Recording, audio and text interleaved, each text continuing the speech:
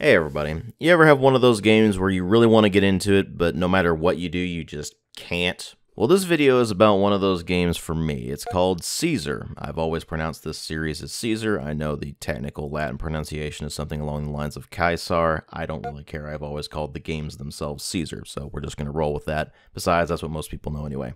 Anyway, this is a city building game by Impressions Games. It was the first in their city builder series, and it was released in 1992, and I actually never played it back in the day. I played Caesar 2 and 3 back in the day, but I never played this one until I picked it up much later on and decided to give it a whirl to see what the original was like. And right from the get-go, I started running into problems. Now, some of that is just the fact of the game's age. It came out in 92, it was the first game in the series.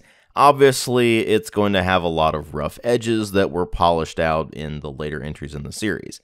The thing is, I didn't really understand just how severe some of these issues were in the original Caesar, and how much they were improved in Caesar 2. I would go so far as to say that Caesar 2 made the original game completely obsolete. It does everything that the original game did, but with more content, far better graphics, far better interface, and actually telling you what you need to know in-game.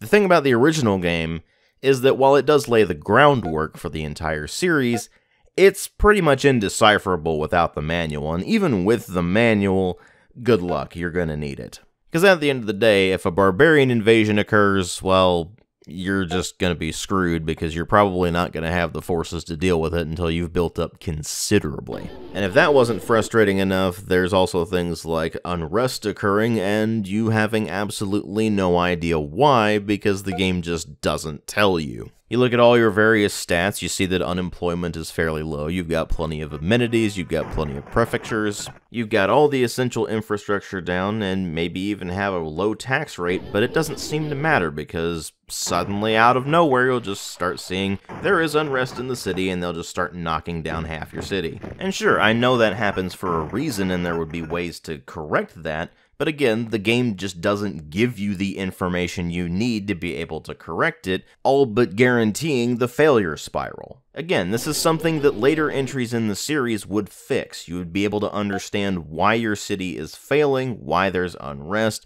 why things aren't necessarily working the way they should, and you'd be able to correct that based on the information the game is giving you. That's just not the case with the original Caesar, which means when you try to go back to the original Caesar, especially after having played later entries in the city building series by Impressions, your prevailing thoughts are going to be those of confusion, bewilderment, and general frustration, because you're sitting there doing things that you'd think would work, and they just don't. Even something as simple as laying down housing and roads doesn't necessarily work the way you think it would in the original Caesar, where you'll put down the housing and then it'll just disappear. Which is because housing in the original Caesar needs to be put down after you've put down some essential infrastructure first, as opposed to later entries in the series where you just put down a road, you put down the housing, and then you can build all the infrastructure up around that. And as if that weren't enough, in later entries of the series you place reservoirs down next to rivers, and then you pipe them with aqueducts around the city and place them wherever they need to be,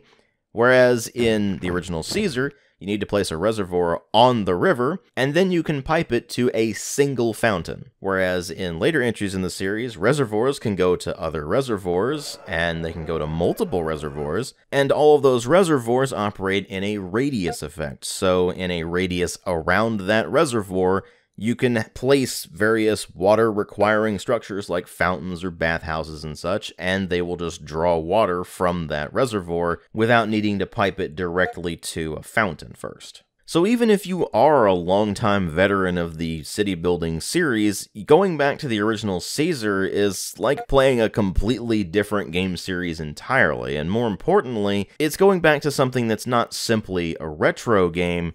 It's an obsolete game, because as I said before, Caesar 2 does everything that the original Caesar does, but far better. This ultimately relegates the original Caesar to the category of historical curiosity. It's cool to see where the series got its start, how certain ideas didn't necessarily work all that well in the original Caesar, or didn't really work at all, and would be improved upon in later entries. But as far as the actual experience of playing a video game goes, going back to the original Caesar is really rough. If you're just looking for a classic city building experience that's a lot like the original Caesar but is actually playable, then play Caesar 2. It still holds up remarkably well to this day. But the original game though, maybe pick it up if you're a longtime fan of the series and you're just curious how the original is, but I would definitely not recommend it if you are not a fan of the series already and you're not willing to put up with an awful lot of frustration trying to figure the thing out.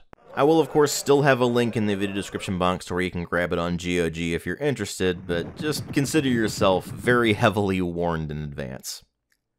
Thank you all very much for watching. If you like my videos, please consider supporting the channel on Patreon. If you can't afford to or don't want to, that's perfectly fine. I understand. The option's there if you're interested.